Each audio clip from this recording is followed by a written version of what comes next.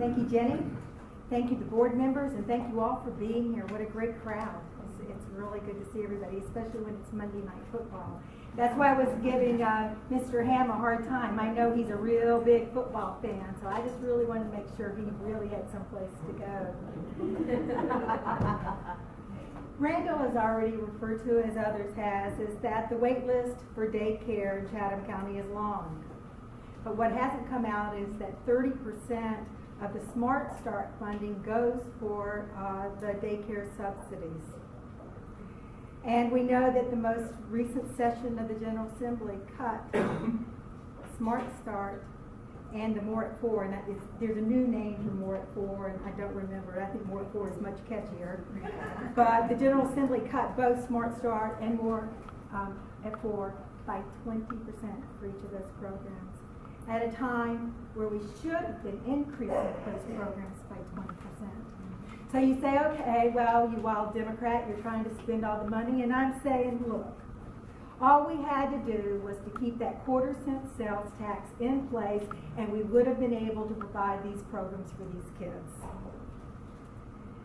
But let me speak specifically about Chatham County, because we know that early child care issues are not just daycare. It's a multifaceted problem, and it addresses many aspects of county government. I first want to talk about 3 initiatives that the county did, and my record shows my commitment to early childhood development. The first one is the issue of childhood obesity. We know that 34, and let me repeat that number, 34% of Chatham High School students are overweight or obese. The national average is 28%. The Chatham County 2010 Health Assessment Report identifies obesity as the #1 health priority.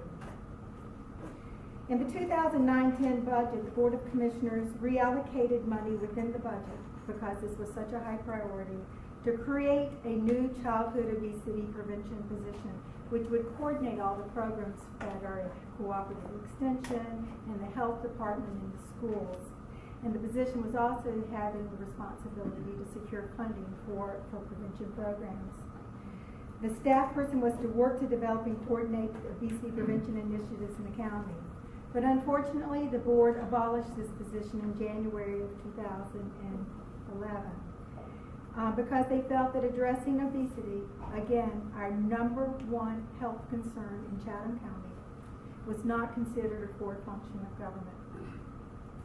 The second initiative I want to talk about is one of recreational opportunities for the kids in Chatham. That was the #2 priority in the community assessment. And it's one of the most common complaints that we hear, and it was confirmed. Repeatedly we've heard there are not enough playing fields for organized sports, so we know that organized sports are so important for children to get the exercise. I did support the expansion of our parks in Chatham, specifically the addition of playing fields for our youth. And this includes a park currently under development, which is Briar Chapel, which will be providing soccer fields, football fields, and baseball fields for our kids. I also was a tremendous advocate for completing the 4.6 miles of the American Tobacco Trail that's within Chatham County. And it is heavily used, and it's heavily used by families, because it's a great place to learn to ride a bike. And as we've had to adjust our recreation fees, I have supported only increasing the fees for adult programs, because I think leaving the youth program fees at a low level to encourage participation is very important. And my third example to show you how my record supports this holistic approach to childhood development is the issue of lead testing. Lead impacts child development, and we know that lower income households are more at risk for lead contamination, since these households typically live in older homes, which are more likely to have lead in the water and in the paint. I supported the program to test and to abate lead in young children's homes, and I objected to any weakening of it. So I think my record shows that I do understand the complexity of the issue for our young children and the role that our county plays in addressing these issues. I have for a while been a very strong advocate for our schools and making our schools our #1 funding priority. I was the Orange County Budget Director in 1993 when Smart Start was initiated by Governor Hunt. And so I understand what that approach meant, because it absolutely took a more holistic approach to this whole issue about early childhood development. My record is solid, and I ask for your support in my re-election bid. Thank you.